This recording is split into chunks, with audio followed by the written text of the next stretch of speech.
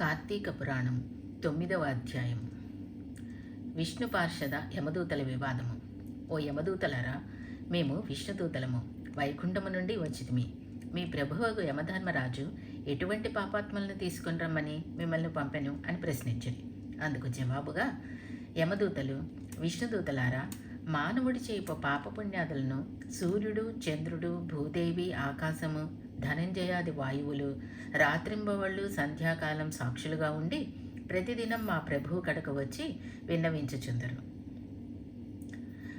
మా ప్రభువుల వారు ఈ కార్యకలాపములను చిత్రగుప్తంచే చూపించి ఆ మనుజుని అవసాన కాలమున మమ్ము పంపి వారిని రప్పించెదరు. పాపులు ఎటువంటి వారో వినుడు.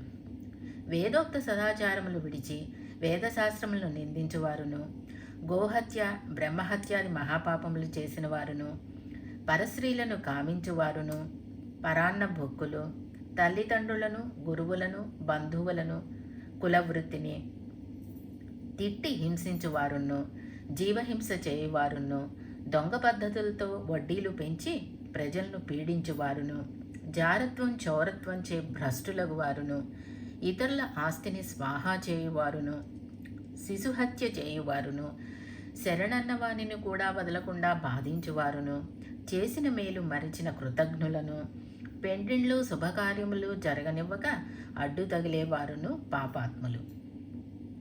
వారు మరణించగానే తన కడకు తీసుకువచ్చి నరకమందు పడద్రోసి దండింపుడని మా యమధర్మరాజు గారి ఆజ్ఞ.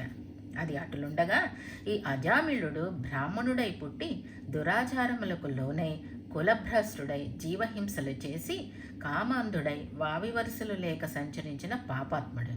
వీనిని విష్ణులోకమునకు ఎట్లు తీసుకొని పోదురు అని అడుగగా విష్ణుదూతలు, ఓ యమకింకర్లారా, మీరంతా అవివేకులు, మీకు ధర్మ సూక్ష్మములు తెలియవు.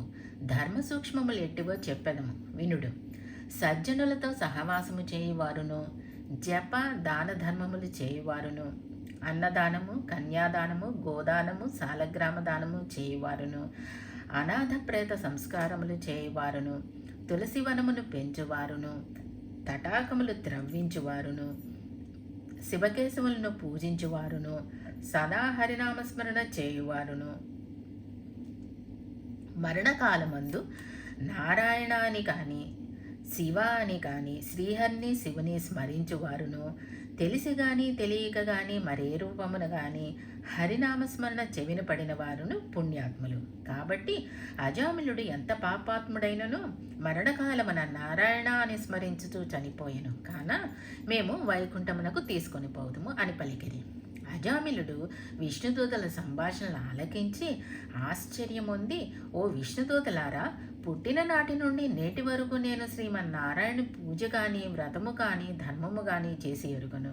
నవమాసములు మోసి కనిపెంచిన తల్లిదండ్రులకు సహితం ప్రాణమిల్లలేదు. వర్ణాశ్రమములు విడిచి కులభ్రష్టుడనై నీచకుల కాంతలతో సంసారం చేసి తిని నా కుమార్ని అందున్న ప్రేమతో నారాయణ అని అన్నంత మాత్రమున నన్ను ఘోర నరక బాధల నుండి రక్షించి వైకుంఠమునకు తీసుకొని పోవచ్చున్నారు. ఆహా, నేనెంత అదృష్టవంతుడును! నా పూర్వజన్మ సుకృతము, నా తల్లిదండ్రుల పుణ్యఫలమే నన్ను రక్షించింది అని పలుకుచు సంతోషముగా విమానమెక్కి వైకుంఠమునికేగను. కావున ఓ జనక చక్రవర్తి, తెలిసి గాని తెలియక గాని నిప్పును ముట్టిన ఎట్ల బొబ్బెలకి బాధ కలిగించినో అటులని శ్రీహరిని స్మరించిన ఎడల సకల పాపములను నశించి మోక్షమునందెదురు. ఇది ముమ్మాటికి నిజము.